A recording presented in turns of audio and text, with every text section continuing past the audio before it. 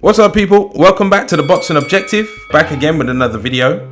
Today's video is just going to be a big boxing news roundup. Now, in the last week or so, there's been a lot of developments. There's been developments with Saul Canelo Alvarez and Caleb Plant, Andy Ruiz and Dillian Whyte in a potential fight. Anthony Joshua versus Alexander Usyk has officially been announced. Teofimo Lopez seems to be going to battle with the IBF. Joe Joyce versus Takam has had some rippling after effects from the undisputed fight not happening, and obviously these two are fighting this weekend. Jermell Charlo getting a controversial decision in his undisputed fight over the weekend, and I'm going to be talking a little bit about Demetrius Andrade and what I think he should be doing. So we got a lot to cover. I'm going to start with Canelo because the news with Canelo is unofficial. It looks as if the fight between him and Caleb Plant is edging closer, and it has been reported that Canelo could potentially receive his highest purse to date. Now, it has been said that Al Heyman of the PBC has been trying to persuade Canelo to sign a 3-fight deal with him, but Canelo is a little bit reluctant to do so, as he's worked very hard towards being a free agent and obviously having Eddie Hearn as his advisor. In my opinion, I think Canelo being a free agent is the best course of action for him because he needs his independence. He is the kind of fighter that needs to be able to go and fight on any network that he chooses at any given time. And to be honest, I don't see what the PBC has to offer Canelo apart from money and the final piece that he's looking for in becoming undisputed champion, and that is of course the IBF title that Caleb Plant holds. Now, I think it is a good thing that this fight is actually going to go through, especially for Caleb Plant, because potentially Caleb Plant could be earning a lot of money out of this one. Now, if you think about it, some of the previous fights that Canelo's had for unification, for example the fight he had against Daniel Jacobs, this was a career high purse for Daniel Jacobs, and it wasn't for an undisputed fight, it was just the unification. So I think that Caleb Plant is going to be laughing all the way to the bank. I don't think Caleb Plant is going to win this one. I've done my fight prediction for this fight in my previous video about this, so I do believe that Canelo is going to get that final piece of the puzzle. Plus, I don't think staying at PBC, because this fight is going to be a PBC event, and I do believe that PBC and Showtime have got kind of an affiliation, so they're going to be pumping a lot of money into this one, and this is exactly what Canelo is trying to show you in him being a free agent, is that he can then go over to PBC, get that belt, and then move on and fight on another network, even maybe go back to DAZN. Who knows what he's going to do, but he's free to roam as he pleases. So he did previously, and I did do a video about him potentially moving up to light heavyweight, and him staying at PBC wouldn't support his ambitions to do so. So I think he's going to go there, get this belt, get the 40 million that they're offering him, and then be on his way. So with that being said, I'm going to move on to Jermell Charlo now, because Jermell Charlo, Canelo, and maybe even Caleb Plant and Demetrius Andrade, kind of, their names are connected, but not in the right way in my opinion,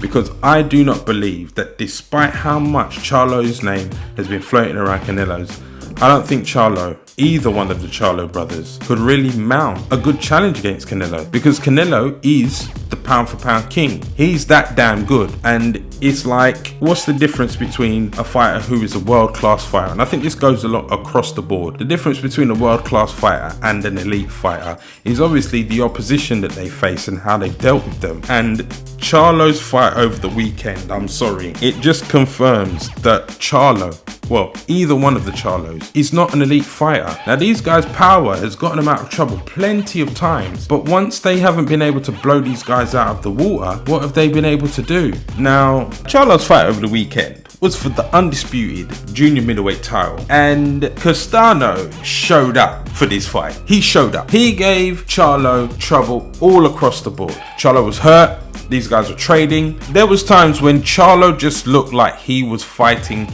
not to lose. That's all he was doing. Now, it got to a point in the fight where Charlo needed to win the championship rounds. He needed to win the last 3 rounds to get a draw, and he did that. The fight ended in a draw, and I do believe it was a fair result. Now, the LDBC, on the other hand, obviously they're going to be supporting the American fighters, ride or die, not looking at the truth or anything like that. They feel like Charlo won, and I would say no. I'd say a draw is a fair result. They need to run that one back and do it again, right?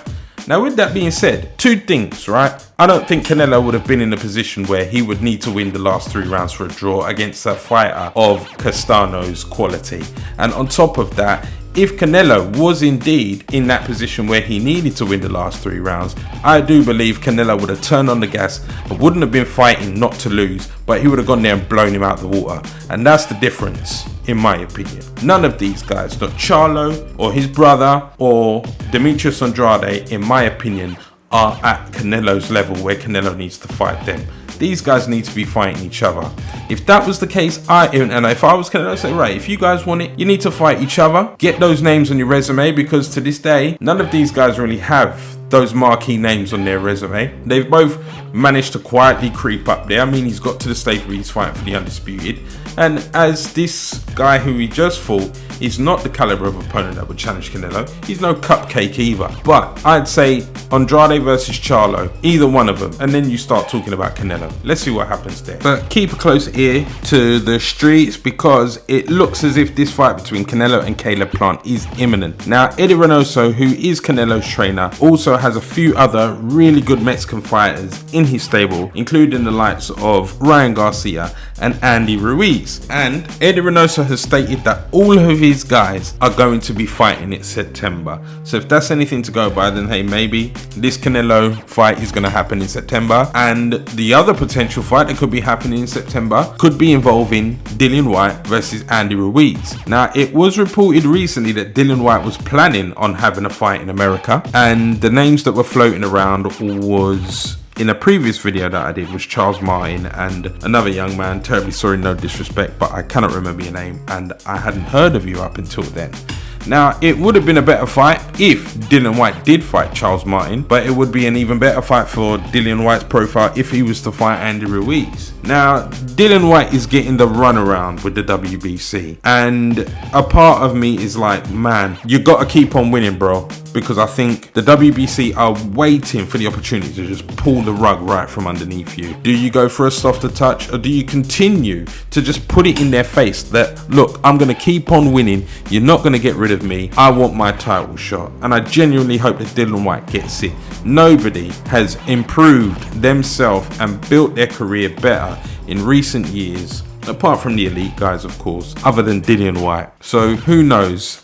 I'm not too sure what's going on. I mean, this fight could potentially show up on an undercard of a Canelo event, because Canelo has full control over who fights on the undercards. I mean, the main event of any show decides who's on the undercard. And given the current state of affairs in boxing, in entertainment, in everything in general, due to the international crisis going on, you might want to load up your undercard. So who knows, they might put it on there. But as all of you DAZN subscribers, you might feel some type of way about this Canelo fight going back onto pay-per-view. But who knows, maybe he's going to do this one, and you should still support the sport and support Canelo and support the people that you want to watch, no matter what network they're on, because it's going to help to grow the sport either way. So we'll see what happens with that.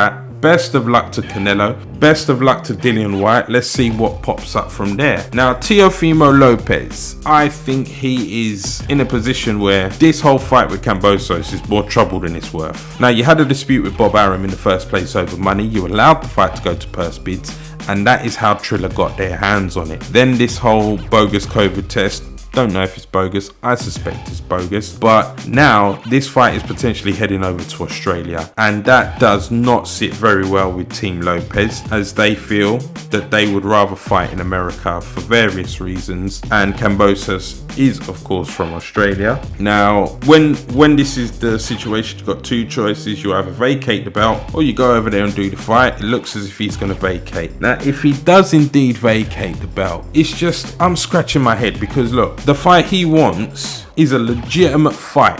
A fight that Bob, ESPN, your network, they're all going to dip their hands deep in their pocket to fund this one.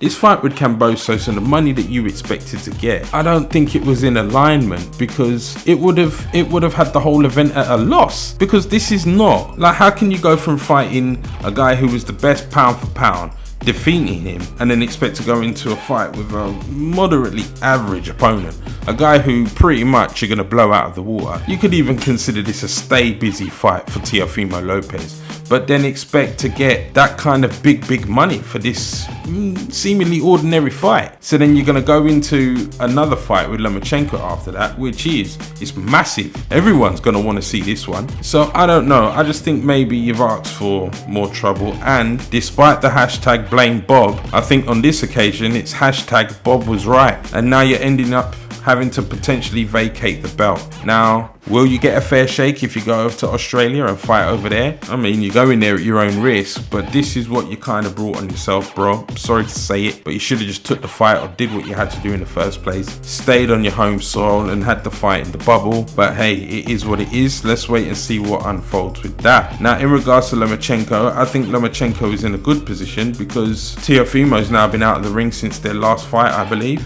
I don't think he's fought since then. And in between that time, obviously, Lomachenko, I think he's had surgery on a long injury that he's been suffering. He's also gotten back in the ring to try and shake off the cobwebs from that shock loss to Lopez. And he's now on the road to trying to regain his titles. And given how long Lopez has been out of the ring, this could massively work in Lomachenko's favor. So let's wait and see what unfolds with that. This weekend, as you all know, it is Joe Joyce versus Carlos Takam. Now, it has been reported this week that Joe Joyce has been moved up to the #1 challenger for Anthony Joshua's WBO belt, and this position will be on the line in his fight against Takam, which definitely is gonna throw a bit of fuel on the fire for Takam. Oh my lord. I stick to my prediction with this one. I do believe Joe Joyce is gonna be too much for Takam. I suspect this will be a fairly decent fight to watch. But the interesting thing about this is the rippling after effect of this undisputed fight not happening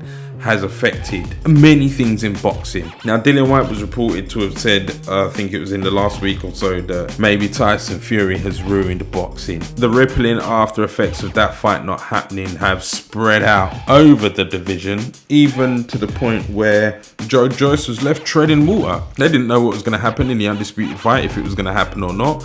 He wanted to fight Usyk, Usyk wanted to fight him, but then they had to wait around. And in the time that he was waiting around, obviously Daniel Dubois healed from the injury and is now in contention for the WBA heavyweight crown. So it's funny how things work out, but as it stands, this fight is going ahead and there's a bit more at stake for Joe Joyce now. So even more so, the pressure is on him to go out there, pull this one off and bring home a good result. Wishing him the best of luck. I still give him the nod for this one. And finally, we have a date, 25th of September at the Tottenham Hotspur Arena. We will see Anthony Joshua defend his unified world heavyweight championship against the former undisputed cruiserweight champion Alexander Usyk. Now, AJ did an interview this week stating that he believes that Usyk is in fact as good as Tyson Fury. Now, I'm gonna be a little bit in a slight disagreement with you there, Anthony Joshua, because as skilled as Usyk is, and you could even argue that he is the most skilled heavyweight in the division now, I don't think you can make that comparison as such. It's a bit of a stretch for me, because as good as Usyk is, and he is a phenomenal boxer, he is unbelievably skilled. I mean, there's a bit of a difference there between them two, but hey, he is good.